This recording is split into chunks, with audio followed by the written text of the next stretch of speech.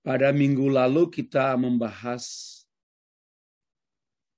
mengenai topik-topik secara khusus motif dan tujuan misi yang menyimpang, dilanjutkan dengan motif dan tujuan misi yang teologis, juga membahas resiko namun juga disertai dengan jaminan misi.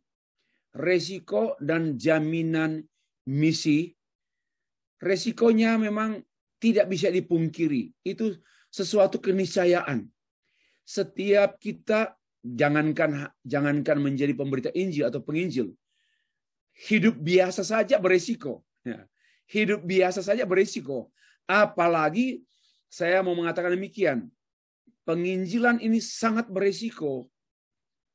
Karena kita berada di tengah-tengah dunia yang berbeda worldview, berbeda cara pandang. Apa yang kita sampaikan, apa yang kita alami sebagai seorang Kristen, hamba Tuhan, pelayan Tuhan, dengan hidup oleh Injil dan kemudian memberitakan Injil, kita memang berbeda dengan dunia. And sometimes dunia menentang kita. Dunia menentang kita dan memusuhi kita, secara esensi memang demikian. Itu apalagi ya, kita mengerti bahwa penginjilan itu sebenarnya sama dengan membongkar pekerjaan iblis di kandangnya, merusak kandang iblis. Kalau berpikir seperti itu, merusak kandang iblis, mengobrak-abrik tempat dia dan mengobrak-abrik kerja dia, menyingkapkan, menelanjangi iblis. Maka penginjilan, misi dan penginjilan kita tidak mungkin tidak beresiko. Tetapi ada jaminan, ada pemeliharaan Tuhan. Ada penjaminan, yaitu pemeliharaan Tuhan. Ya. Jaminan penyertaan, ada kuasa Allah. Karena Injil adalah kekuatan Allah. Wah, kekuatan Allah tentu yang menyelamatkan orang percaya. Bukan kekuatan untuk berbisnis ya. Injil bukan kekuatan untuk berbisnis. Tetapi Injil ini kekuatan Allah untuk menyelamatkan orang percaya yang tentu juga tidak berdampak pada kehidupan hari-hari, termasuk orang Kristen yang bekerja, berbisnis. Jadi tidak bisa secara langsung dan secara dangkal melihat Injil untuk bisnis. Ya. Kemudian minggu lalu lagi kita membahas mengenai letak misiologi dalam peta teologia. Nah, sekarang kita membahas mengenai misi dan landasan biblikanya. Tentu hal ini tidak luas, tidak dalam, karena ini introduction ya.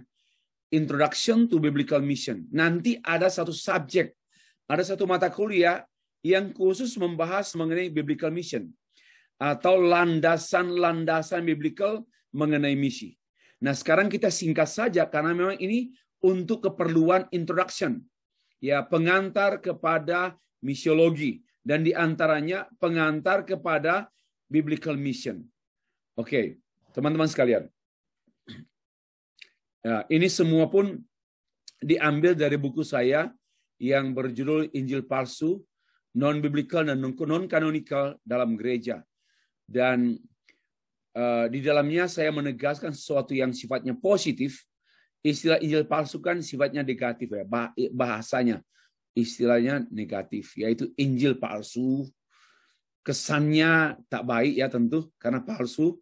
Namun pada intinya buku ini sebenarnya saya membahas tentang, coba lihat yang bagian bawah, teologi Injil dan penginjilan pada abad 21. Lanjut. Kita awali topik ini dengan presaposisi. Presaposisi itu adalah kesimpulan yang mendasari kita mengambil kesimpulan selanjutnya. That's the meaning of presupposition, simply, secara sederhana saya kemukakan. Begini, Alkitab adalah buku misi. Ini presupposisi. Ya, the Bible, the Scripture is the book of mission. Buku misi. So, untuk memahami misi, Misi Allah, kalau misi perusahaan, oke lah. Tanpa Alkitab, never mind. Tetapi sebagai seorang Kristen, memahami misi perusahaan dia tidak bisa dilepas dari Alkitab. But yang menjadi poin saya itu God's mission, Missio Dei.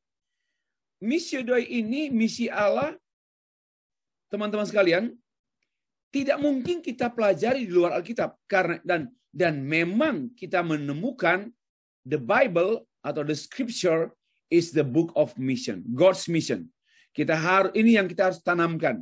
So that's why jangan coba-coba membangun konsep, pemahaman, pandangan, misi di luar Alkitab. Maka itu namanya missing. Atau ya, missing. Lanjut. Misi adalah suatu kemutlakan menurut Alkitab.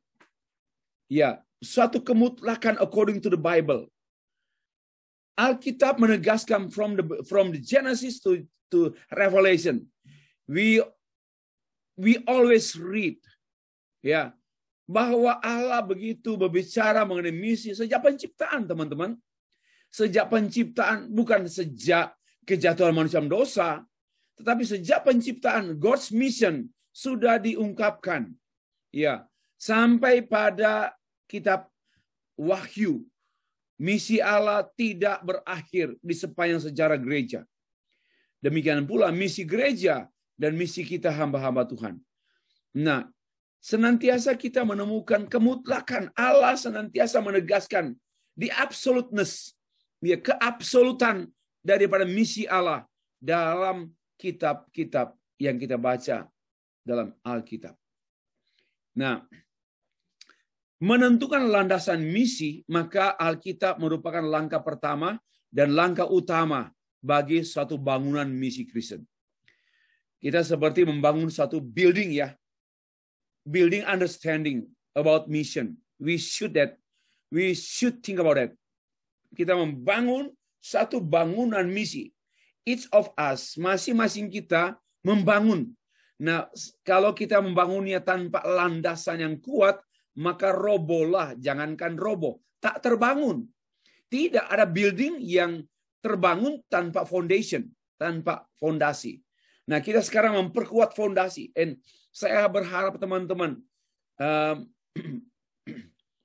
memulai karir, memulai perjalanan akademis, ministry, misi dengan senantiasa terbuka kepada landasan-landasan dan pegang ini seumur hidup.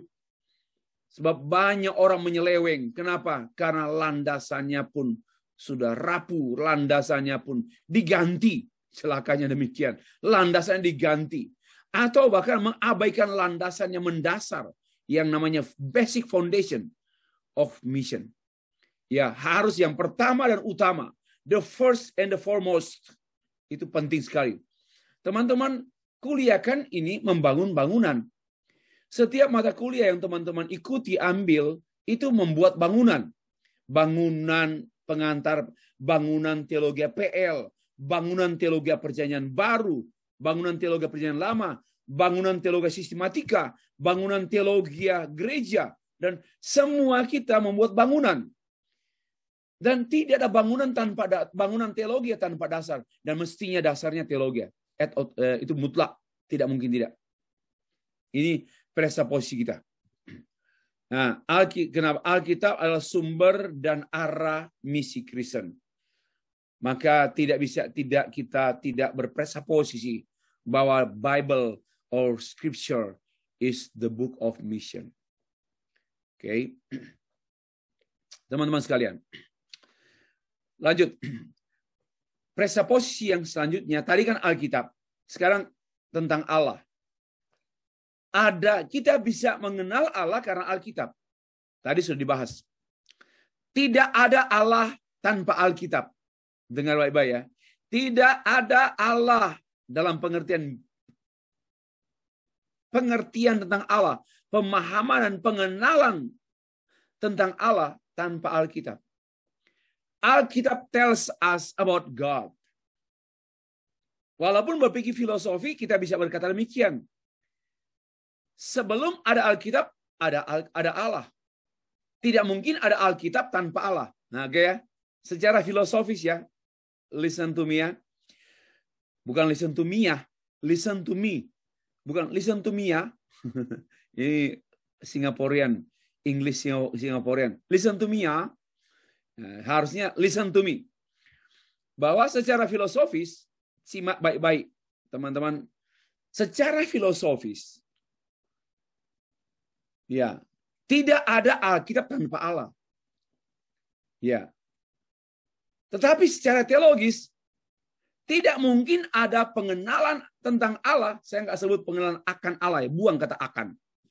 Tidak mungkin ada pengenalan tentang Allah tanpa Alkitab. Secara teologis, Alkitab mendahului Allah. Nah ini ya. Secara filosofis Kristen tentu ya. Allah mendahului Alkitab. Menarik ya. Berpikir begini. Saya pikir ini menarik. Dan ini kuat sekali.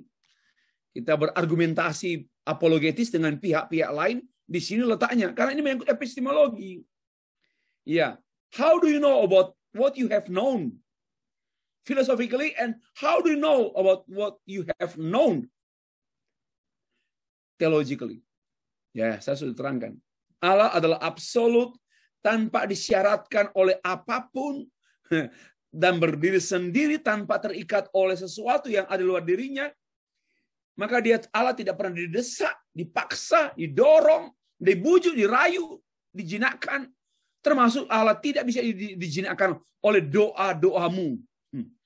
Ya, Dia adalah Allah yang tidak bisa berubah dan tidak mengubah ya, dirinya. Ya, tidak, karena sudah demikian. Tidak tunduk pada hukum apapun dan hukum manapun. Dan tidak dipengaruhi oleh ciptaannya yang terbatas. Ini presuposisi kita berteologi dan bermisiologi. Tentang Allah yang tadi diawali dengan Alkitab. Ya, kemudian Allah menetapkan dan menciptakan alam semesta serta mengontrol segala sesuatu. Semua hal Dia kontrol. Termasuk kuliah kitab ini pun Dia kontrol. Mari kita nikmati Allah.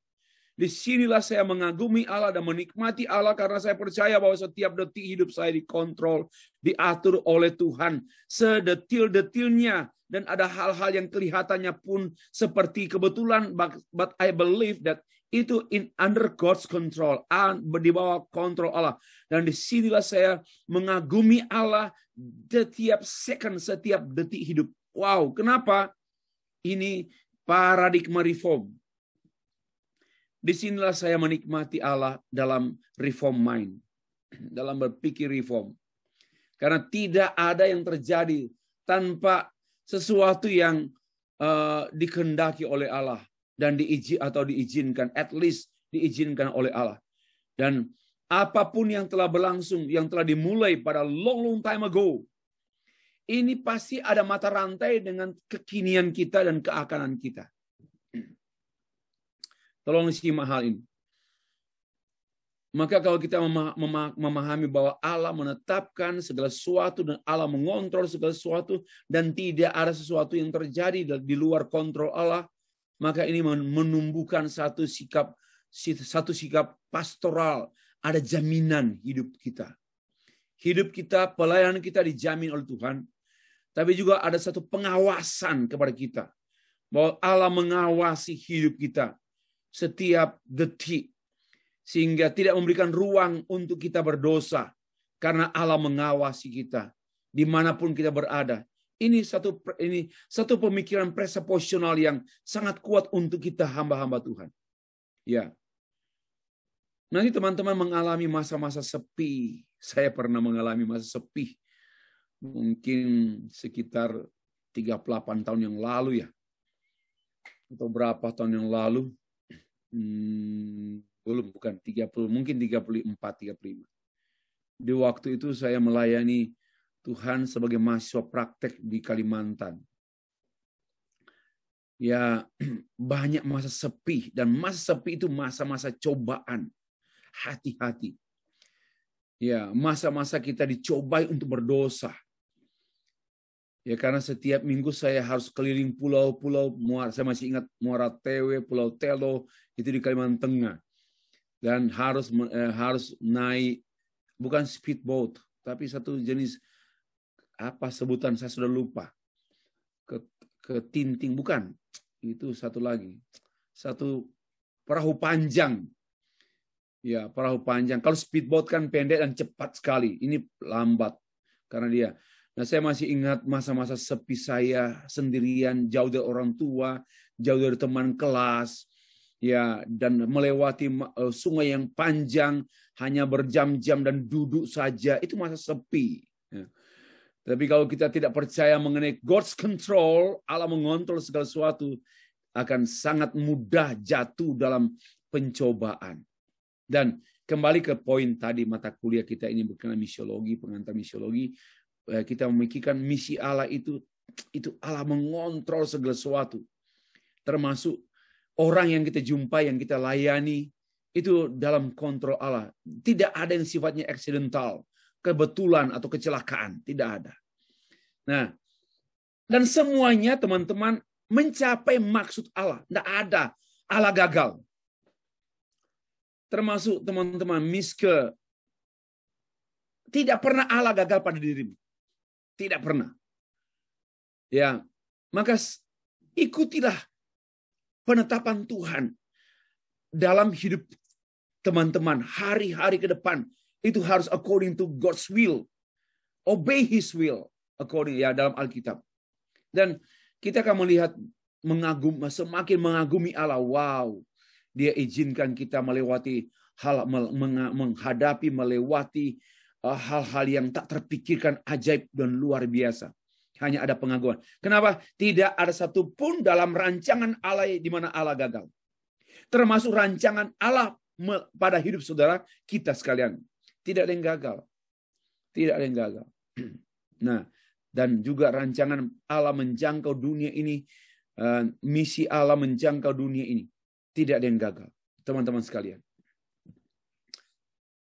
Untuk itu mari kita perhatikan secara highlight, karena ini kan sebagai introduksi misiologi. Maka kita mempelajari, berbicara mengenai landasan biblical mengenai misi, kita mengkaji secara garis besar. Garis besar misi Allah dalam perjanjian lama. Mari kita mulai. Misi Allah dalam perjanjian lama saya bahas berdasarkan tema-tema. Yaitu misi penciptaan dan misi penyataan Allah. Misi perjanjian Allah. Dan misi pemilihan Allah. Itu tema-tema yang menonjol dalam perjanjian lama. Ya, penciptaan dari creation, dari revelation, kemudian juga dari perjanjian berit, perjanjian atau covenant, kemudian membahas tentang pemilihan Allah, God's election. Mari kita melangkah satu demi satu. Penciptaan, ini kan garis besar saja. Penciptaan dan misi Allah. Kecenderungan orang membahas mengenai misi, kecenderungannya dimulai dari Kejadian pasal 3 ayat 15. Mengenai janji proto-evangelium, yaitu benih Injil dalam Kejadian pasal 3 ayat 15. Dan orang senantiasa bicara, disinilah awalnya penginjilan dan disinilah awalnya misi. Saya mengatakan tidak. Awalnya misi Allah itu, janganlah lihat misi saya sesempit penginjilan, walaupun penginjilan adalah urat nadi utama atau jantungnya misi, tetapi penginjilan tidak sama dengan misi. Ya, no, salah. Misi tidak sama dengan penginjilan, karena misi lebih luas dari penginjilan. Walaupun penginjilan adalah jantungnya misi. Itu penting. Ya. Namun harus melihat bahwa misi Allah itu dimulai kapan? Ya sejak penciptaan. Itu normal. God's mission dalam dunia ya sejak penciptaan.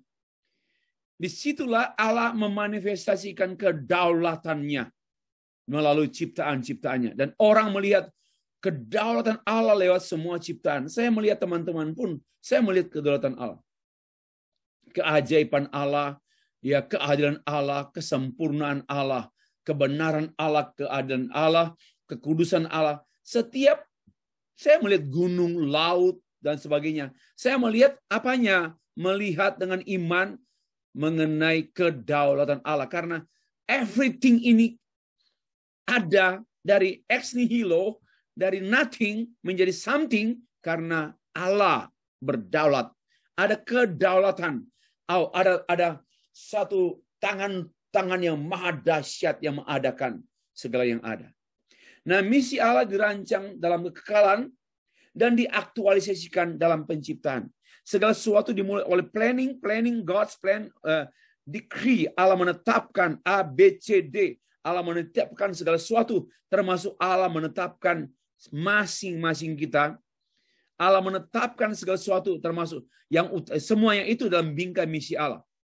Misi Allah jangan dilihat secara parsial, sometimes sial, ya, tetapi melihat misi Allah secara utuh, missio Dei. Ya, Kejadian 1 ayat 1 adalah dasar yang kuat dari Matius 28. Pada mulanya Allah menjadikan langit dan bumi dan segala isi. Pada mulanya Allah menjadikan. Dan ini mengungkapkan juga teman-teman mengenai misi Allah ke dalam dunia ini. Ya. Kejadian 1, pada mulanya Allah menciptakan langit dan bumi. Kemudian Matius pasal 28, pergilah, jadikan semua bangsa muridku, karena bangsa-bangsa ini dalam di bumi. Allah menciptakan langit dan bumi. Dan kemudian Allah mengutus gerejanya untuk memberitakan Injil. Pergilah, jadikan semua bangsa. Ya. Pantata etna, bangsa-bangsa. Itu di mana? Di seluruh bumi. Ya. Dan juga kalau diungkapkan dalam Kejadian pasal 1 ayat yang ke-28, ya, Allah memberikan amanat kepada kita untuk memenuhi bumi ini. Pasal 1 ayat. Beranak cuculah dan bertambah banyak, penuhilah bumi. Ini pun misi. Jadi begini, coba perhatikan ya. Ada misi penciptaan, Kejadian 1 ayat 1 sampai seterusnya. Lalu kemudian ada misi budaya atau amanat budaya. Beranak cuculah, bertambah banyak, penuhi bumi, taklukkanlah. Ya, oke. Bukan. Taklukkanlah. Saya mau ingat bahasa Ibrani, saya sudah lupa. Taklukkanlah. Jadi beranak cuculah, penuhilah, dan taklukkanlah. Taklukkanlah semua yang menjadi ciptaan Allah. Ini pun adalah misi. Dan misi ini, coba perhatikan. Kejadian 1 ayat 1, misi Allah sebagai pencipta. Kemudian Kejadian 1 ayat 28, misi Allah kepada seluruh manusia. Untuk apa?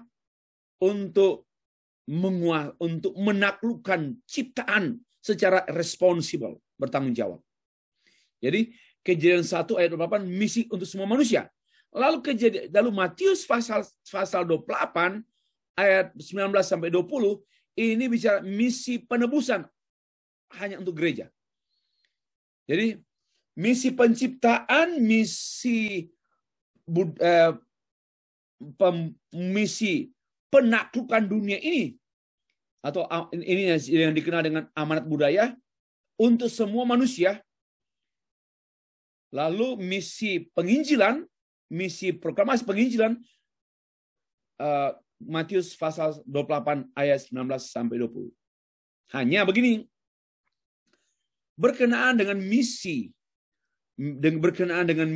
untuk semua manusia, setiap manusia diberikan mandat oleh Allah untuk bermisi, yaitu beranak cucu, bertambah banyak, dan penuhi bumi, kuasai ciptaan Allah yang lain kecuali sama manusia.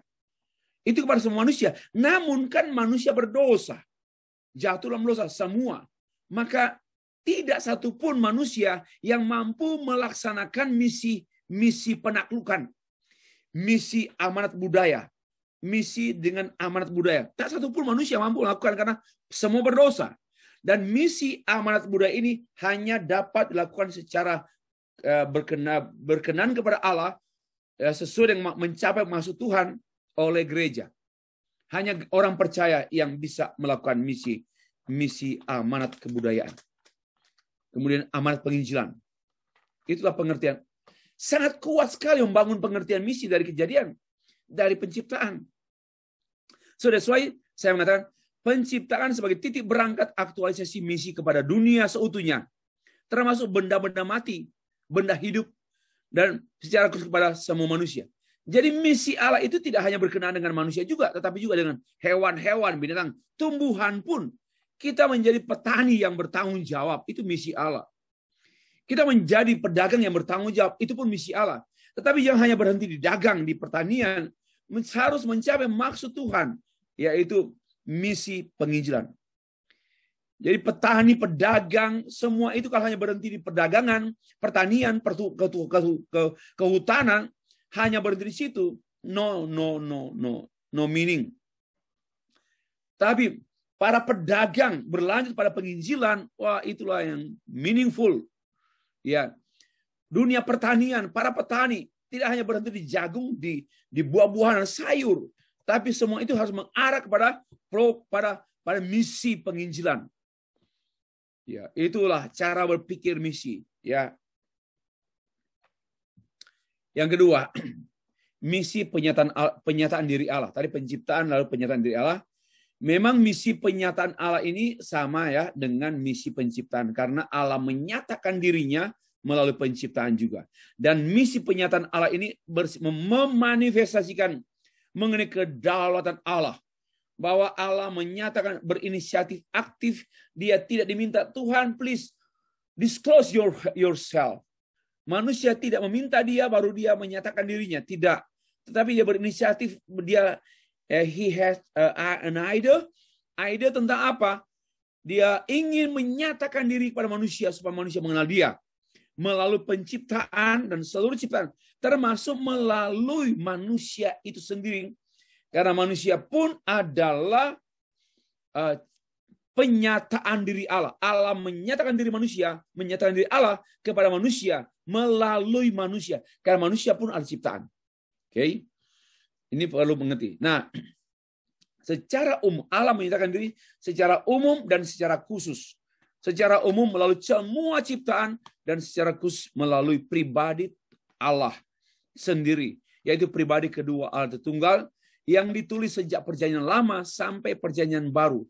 Jadi Alkitab adalah penyataan khusus Allah. Termasuk juga nubuatan nabi-nabi, penyataan khusus Allah. Semua kitab-kitab penyataan khusus Allah. Nah, tujuan penyataan Allah ini satu, secara umum, tujuan penyataan umum ini bertujuan supaya manusia mengetahui ada Allah dan semoga memuliakan Allah. Semoga saya tambahkan karena setelah jatuh dosa, manusia tidak bisa memuliakan Allah. Untuk tujuan awal, sebelum manusia jatuh dosa, bahwa Allah menyatakan dirinya kepada manusia secara umum, tujuannya untuk apa? Supaya manusia mengetahui there is a God, ada satu Allah, dan glorify Him, memuliakan Dia. Tetapi tujuan ini tak tercapai. Karena kenapa? Karena manusia jatuh dalam dosa. Sehingga meleweng, melenceng, membengkok, dan tidak terwujud, tidak tercapai. Kemudian Allah menyatakan dirinya dalam pernyataan khusus. Tujuannya untuk apa? Ya, tujuannya ini bukan mengenai, tapi mengenal Allah. Tolong perhatikan kata mengenal Allah yang benar, Allah yang menebus dan memuliakan Allah. Kata mengenal Allah. Tujuannya mengenal, tidak hanya mengetahui ada Allah. No. Karena penyataan umum hanya mengetahui, berasumsi sometimes ada Allah. Tapi tidak sampai pada mengenal Allah.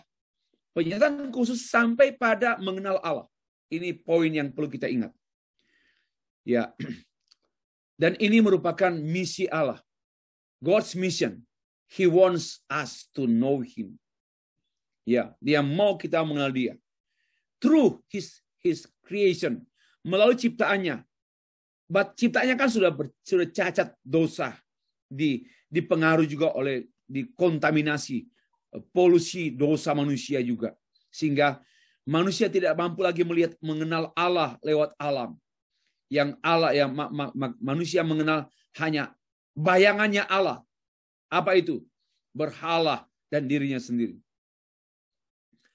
Tapi Allah kemudian menyatakan oleh karena kasih-Nya, oleh karena rencananya agung, Dia menyatakan penyataan khusus, dan inilah yang menjadi tugas utama gereja, memberitakan, mengabarkan tentang Allah, memberitakan tentang Allah supaya manusia mengenal Allah, dan manusia mengenal Allah hanya mungkin oleh pekerjaan Roh Kudus. Oke, ya ini misi Allah yang spesial, umum dan yang kemudian spesial. Yang ketiga tentang perjanjian Allah. Tema yang menonjol dalam perjanjian lama, yaitu perjanjian. Covenant. Dalam bahasa God's covenant. Buried. Perjanjian ini memanifestasikan kedaulatan Allah. Why? Kenapa? Karena Allah membuat perjanjian bukan karena manusia mengusulkan kepada Allah untuk buat perjanjian. Tidak. Demikian pula Allah tidak didorong untuk buat perjanjian, tetapi Allah berinisiatif aktif dari dirinya sendiri untuk membuat satu covenant. Dan covenant ini tidak meminta persetujuan manusia. Inilah yang saya namanya kedaulatan Allah dalam perjanjian. Tidak minta persetujuan. Ya, mau enggak kalian? Mau enggak kalian manusia? Kita buat perjanjian. Kalau saya memberkati engkau, kamu mentaati aku. Nah, tidak ada satu perjanjian dalam pengertian satu kesepakatan. Tetapi ini merupakan ide Allah, tindakan Allah secara aktif. Allah berinisiatif, Allah mendatangi manusia, Allah membuat perjanjian sendiri. Tinggal manusia menikmatinya dan menjalaninya. So that's why saya menyebutnya kedaulatan Allah nampak pada perjanjian Allah. Disinilah Injil. Disinilah Injil. Dan disinilah kedaulatan Allah. Bahwa segala sesuatu dari Allah, oleh Allah, untuk Allah. Segala sesuatu dimulai oleh Allah. Lalu Allah memakai dan melibatkan manusia, memakai, dan manusia hanya dipakai. Tidak ada unsur subjektif dari manusia yang turut berperan sebagai subjek yang equal dengan Allah. No, tidak sama sekali. Nah, kita memperhatikan perjanjian Allah ini. Klimaks, yaitu Kristus. Kristus adalah jantung perjanjian Allah. From the beginning dalam the book of Genesis sampai Revelation. Satu mata rantai yang membahas seluruh Alkitab, yaitu perjanjian Allah. Karena itu, tema perjanjian termasuk tema yang paling menonjol dalam teologi reform. Karena disinilah tidak mata rantai Allah, karya Allah pada umat manusia itu pada kata perjanjian. Itu mengungkapkan tentang monergitas, bukan sinergitas. Bahwa energi hanya satu, monergitas pada energi Allah dari penciptaan, kemudian kepada penyataan, perjanjian semua, tidak satu pun. Masih ingat presupposisi tadi? Presupposisi misiologi atau juga teologi ya. Allah itu tidak dipengaruhi disebabkan Allah tidak diharuskan, Allah tidak dijinakkan, Allah tidak dibujuk-bujuk, dirayu-rayu. Dia adalah Allah yang comprehensible, Allah yang kekal, Allah yang tak berubah. Ini dari presupposisi ini kita menegaskan hal ini. Nah, berkenaan dengan perjanjian, ada dua perjanjian. Ada perjanjian umum, ada perjanjian khusus. Perjanjian umum ini nampak tertulis dalam Kejadian 6 ayat 18, Keluaran pasal yang ke-6 ayat 4 dan 5. Aku akan mengadakan perjanjian. Ini merupakan perjanjian yang sifatnya umum. Ya. Coba kita baca Kejadian 6 ayat 18. Tetapi dengan engkau, aku akan mengadakan perjanjianku. Ini dengan Nuh. Dan engkau akan masuk ke dalam bahtera itu. Engkau bersama-sama dengan anak-anakmu dan istrimu dan istri anak-anakmu. Ini perjanjian kepada seluruh manusia pada waktu itu. Karena kan setelah air bah, hanya ada Nuh dan anak-anak yang menjadi awal kehidupan peradaban manusia selanjutnya.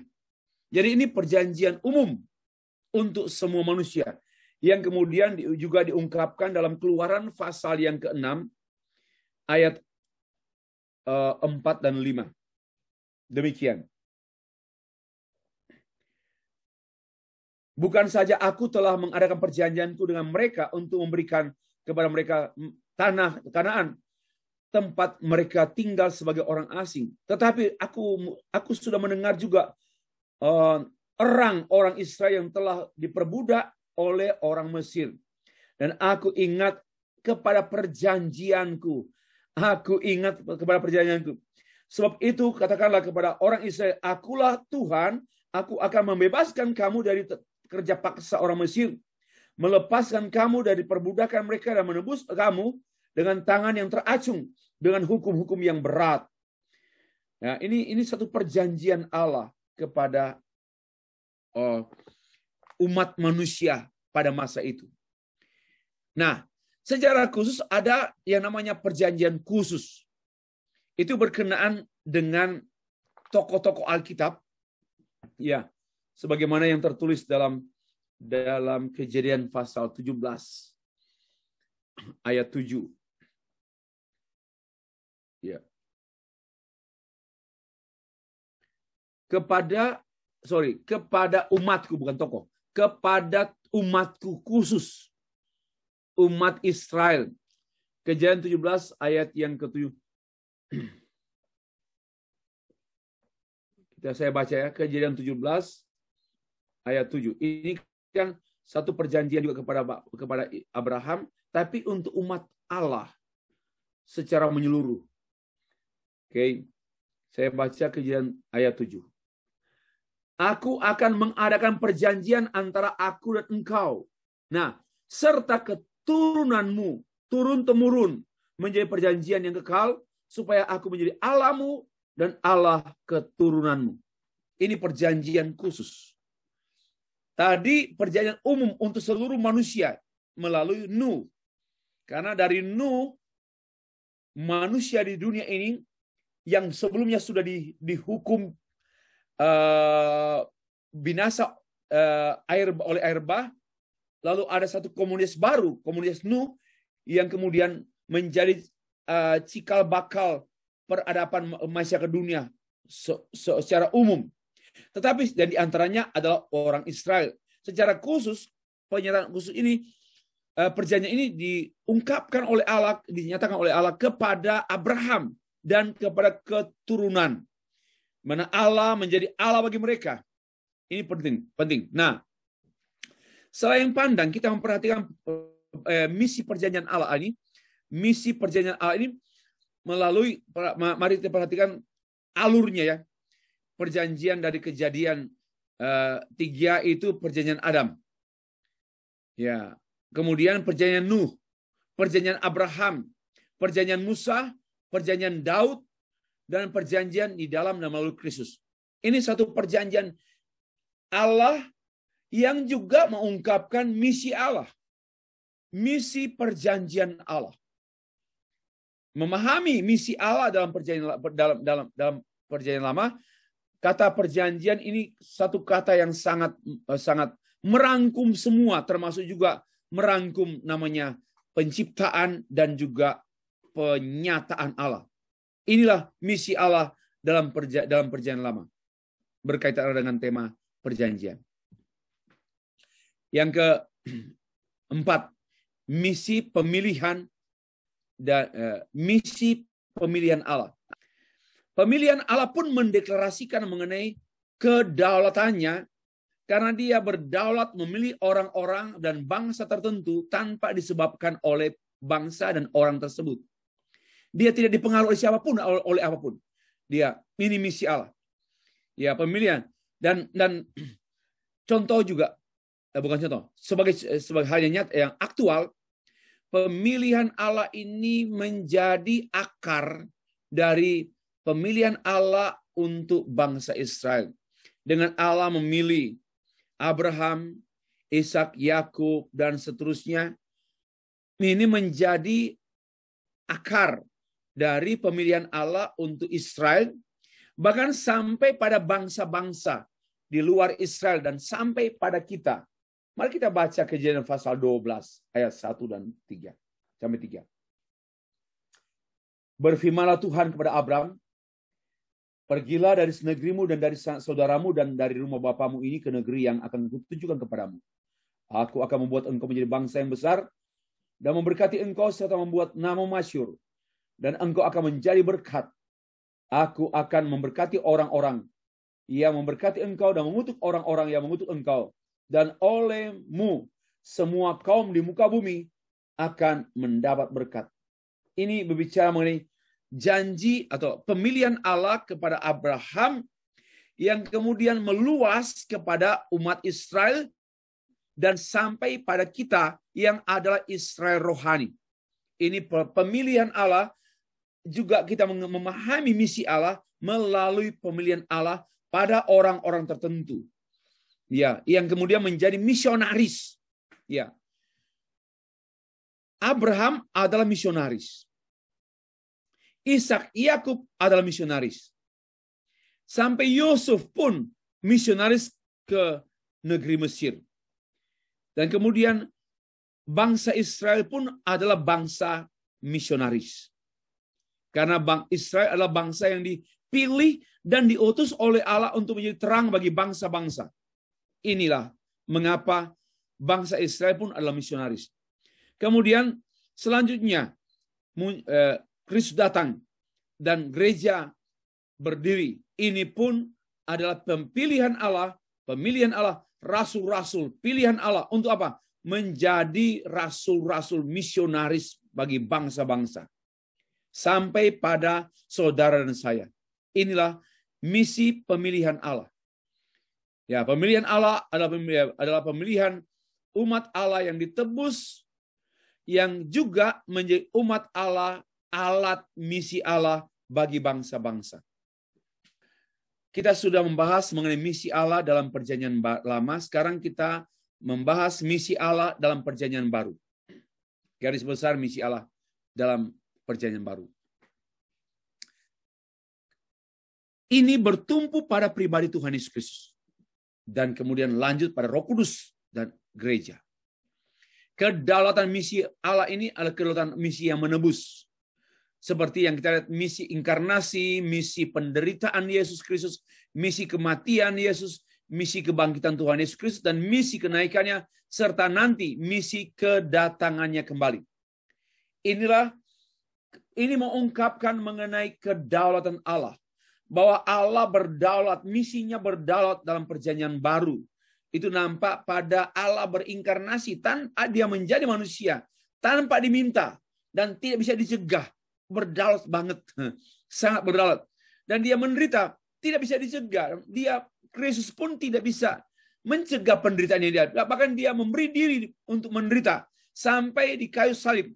Semua orang yang terlibat dalam menjadi penyebab penderitaan atau menjadi alat penderitaan Tuhan Yesus Kristus adalah misi Allah.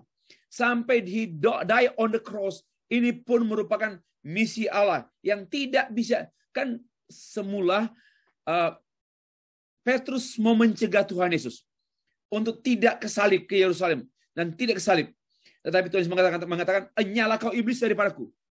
Karena pikiran baiknya Petrus ini bukan pikiran yang benar. Pikiran baik Petrus ini mencegah Yesus jangan menderita. Jangan, karena Tuhan mengatakan anak manusia akan mengalami sengsara dan dibunuh. Tetapi Petrus menarik dia dan berkata, kiranya hal itu dijauhkan daripadamu. Lalu kemudian Tuhan mengatakan, "Enya kau iblis, Karena memang iblis berusaha untuk menghalangi misi Allah. Maka itu semua orang yang menghambat pekerjaan Allah, menghambat penginjilan, mengganggu misi gereja adalah alat-alat iblis. Tapi Tuhan tidak berhenti di situ. Dia harus menderita dan dia rela menderita. Kemudian dia mati di kayu salib, dia rela mati. Itu misi Allah. Sampai pada misi kebangkitannya, misi kenaikannya ke surga, dan sekarang dia misi kedatangannya. Ini semua yang mengungkapkan kedaulatan Allah. Misi Allah tidak dapat dibatasi dan tidak bisa diubah susutkan. Misi gereja bisa dibatasi. Misi saudara bisa dibatasi oleh kemalasan kita, oleh pemberontakan kita. Tapi sesungguhnya misi Allah tidak dapat berubah. Ya, tak dapat dibatasi dan tak dapat dikekang. Misi saya, misi saudara, walaupun itu misi Allah, bisa berubah, bisa menyusut karena kita sendiri. Tetapi misi Allah tak akan berubah. Misi Allah tidak bisa dikekang dan dikerdilkan. Ini penting untuk kita simak. Ya, teman-teman sekalian. Yesus Kristus, saya agak membahas rincian sedikit ya. Misi kerajaan Allah dalam pribadi dan pengajaran Tuhan Yesus. Seluruh kitab Injil berbicara mengenai misi Allah dalam pribadi Tuhan Yesus Kristus. Baik pengajarannya maupun pribadinya diungkapkan. Kerajaan Allah akan datang. Kerajaan Allah sedang datang. Kerajaan Allah sudah datang. Itu yang terungkap dalam kitab Matius, Markus, ya, atau Sinoptik Gospel ya. Kerajaan Allah akan datang. Kerajaan Allah sedang datang. Kerajaan Allah sudah datang. Inilah kerajaan Allah yang sedang datang, yang akan datang, yang sudah datang. Dan ini berbicara mengenai kedatangan Tuhan Yesus Kristus. Pribadi Yesus Kristus, pengajaran Tuhan Yesus Kristus, dan karya Tuhan Yesus Kristus. Itulah artinya. Dan misi Tuhan Yesus itu misi yang holistik. Seperti yang saya sudah utarakan tadi. Misi sejak kelahirannya, inkarnasi, sampai parousia. Ini misi yang kompleks, yang komplit, yang lengkap, yang seutuhnya. Dan misi ini berkenaan misi Allah dari perkataan dan perbuatannya. Dari juga perbuatan itu Jesus action, tindakan Yesus. Demikian pula dalam perjanjian baru kita tahu mengenai misi Roh Kudus. Ya, misi Roh Kudus yang memulai gereja. Pentakosta itu adalah awal gerakan misi sedunia. Dan Pentakosta juga merupakan awal berdirinya gereja di dunia, di bumi. Itu. Sebagai penggenapan dari janji mengenai gereja umat Allah dalam perjanjian lama. Digenapi dalam peristiwa Pentakosta. Roh Kudus dicurahkan, gereja berdiri, misi sedunia dimulai. Ya. Roh Kudus itu adalah aktor misi. Kenapa? Karena Roh Kudus adalah inspirator, eksekutor, dinamisator, fulfiller, dan juga ya konsumer. Ya, bersama dengan Kristus tentu. Bukan konsumer. Consummation. Bukan konsumer, salah. Konsumasi. Consummation itu artinya penyempurna. Kalau ini fulfiller, ini penggenap. After penggenap ada penyempurna. Itulah Allah Tritunggal, karya Allah Tritunggal. Nah, secara khusus Roh Kuduslah yang menginspirasikan firman Allah yang tertulis oleh para penulis Alkitab PLPB. Roh Kudus juga yang menjadi pelaksana. Dia bekerja bersama dengan Kristus. Dan dia bekerja bersama dengan hamba-hamba Allah, nabi-nabi, para imam, guru-guru. Roh Kuduslah yang mengurapi mereka, para penginjil dan juga para apostol, para rasul.